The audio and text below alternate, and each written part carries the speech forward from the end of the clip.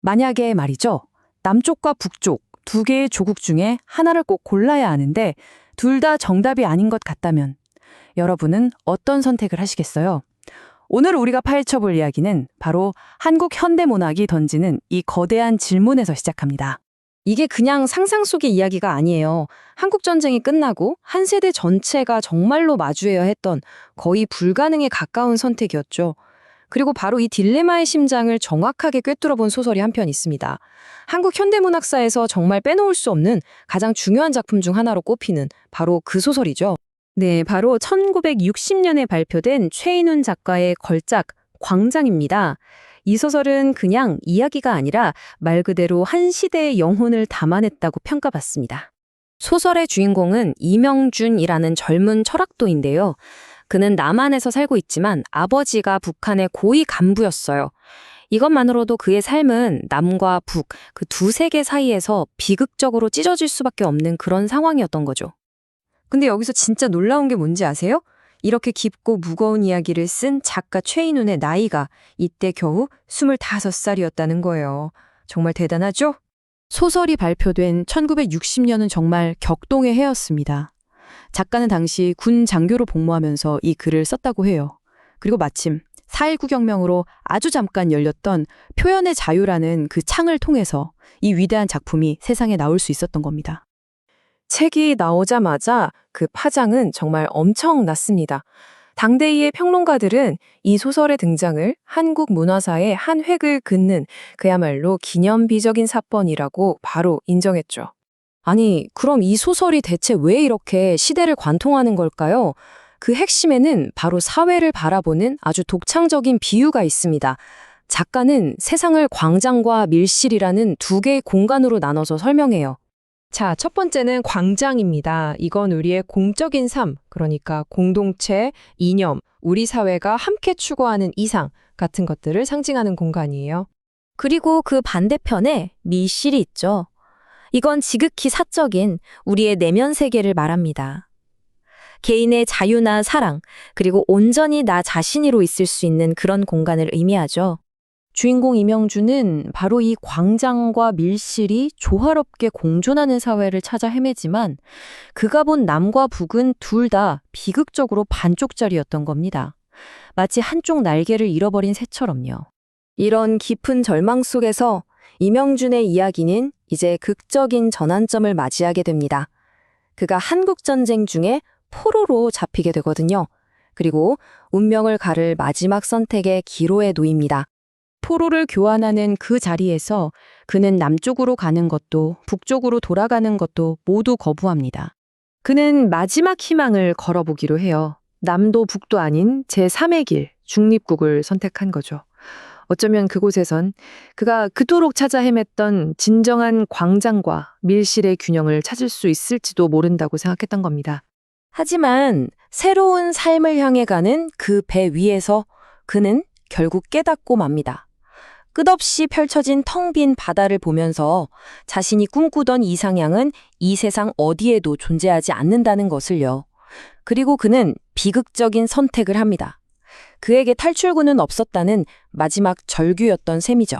자, 그렇다면 60년도 더 지난 이 이야기가 오늘날 우리에게 왜 이렇게까지 중요하게 다가오는 걸까요? 이 소설은 분단이라는 문제를 단순히 정치나 이념의 대립, 그 이상으로 보게 만들거든요.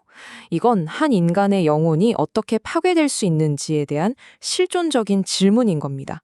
우리는 이명준의 비극을 통해서 분단의 상처가 얼마나 깊고 아픈지 온몸으로 느끼게 되는 거죠. 그리고 우리에게 일깨워줍니다.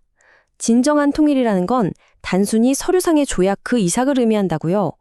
모든 개인이 건강한 공적 광장과 안전한 사적 밀실을 모두 누릴 수 있는 사회, 그걸 만들어내야 한다는 것을 말입니다. 결국 이 소설은 우리에게 하나의 거대하고 묵직한 질문을 남깁니다. 진정한 광장과 안전한 밀실이 과연 하나의 한반도 위에서 공존할 수 있을까? 어쩌면 그 어느 때보다 지금 우리에게 더 절실하게 와닿는 질문일지도 모르겠습니다.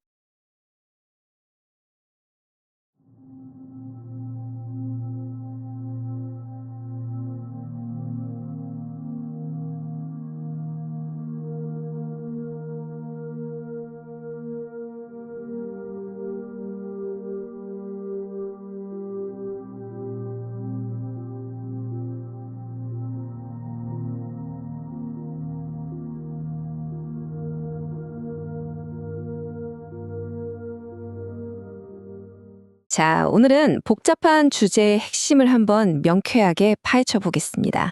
1960년 대한민국 사회를 뒤흔든 소설이 한 편 있었죠. 바로 최인훈 작가의 광장입니다. 오늘은 이 소설의 주인공 이명준이 온전히 자기가 속할 곳을 찾아 헤매는 그 비극적인 여정을 함께 따라가 보려고 합니다. 이 비극은 대체 어디서부터 시작된 걸까요? 먼저 명준이가 그토록 벗어나고 싶어 했던 세상, 그 절망의 풍경 속으로 들어가 보시죠. 명준의 눈에 비친 전쟁 직후의 남한 사회는요, 속부터 완전히 썩어 있었습니다. 너도 나도 개인의 욕망만 추구할 뿐 누구 하나 더 나은 사회라는 어떤 공동의 이상을 이야기하지 않았죠. 그는 이 속에서 정말 깊은 환멸과 소외감을 느낍니다. 그의 고뇌를 제대로 이해하려면요, 이 소설을 관통하는 정말 중요한 두 가지 상징을 알아야 합니다. 바로 광장과 밀실이죠. 명준이 그토록 정말 필사적으로 원했던 게 뭐였냐면요, 바로 이 광장이었습니다. 개인의 삶이 그냥 개인의 삶으로 끝나는 게 아니라 더 큰 공동체의 이상과 연결돼서 어떤 의미를 갖는 공간, 그에게는 이런 곳이 정말 절실했던 거죠.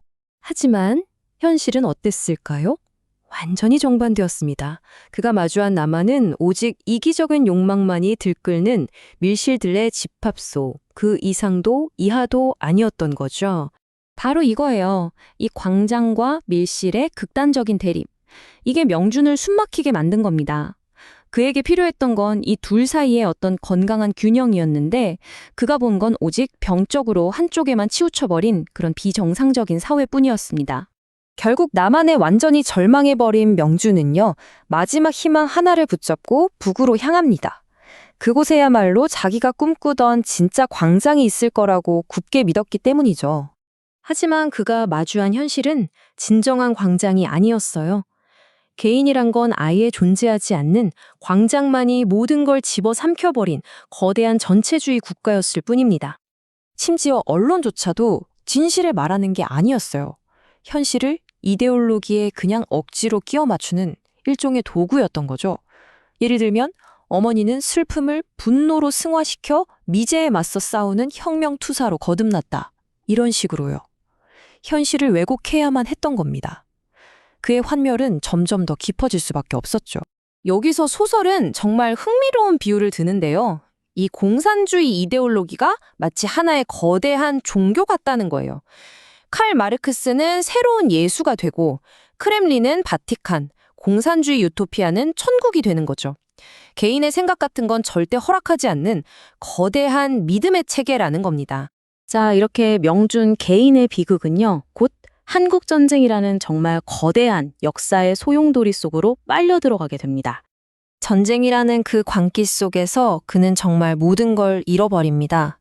남쪽에 두고 온 연인도, 북에서 만난 새로운 사랑과 그 뱃속의 아이까지도요. 결국 그는 모든 희망을 잃은 채 거제도 포로 수용소에 갇히는 신세가 되죠. 남과 북, 양쪽 모두에서 처절하게 실패를 맛본 명준. 이제 그에게 선택의 순간이 오는데 그는 이 두 이데올로기 전부를 거부해버립니다. 그리고 소설은 정말 충격적인 결말로 치닫습니다. 그는 결국 바다에 몸을 던져 스스로 생을 마감합니다. 이 땅 어디에도 그를 위한 자리는 없었던 거죠. 사실 이명준이라는 한 개인의 비극은요, 그가 휘말렸던 이 거대한 전쟁이 낳은 필연적인 결과물이었을지도 모릅니다.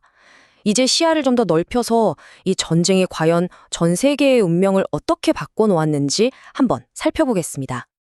자, 이 소설은 우리에게 이런 질문을 던지는 것 같아요. 한국 전쟁은 과연 그냥 우리 민족끼리의 전쟁이었을까요?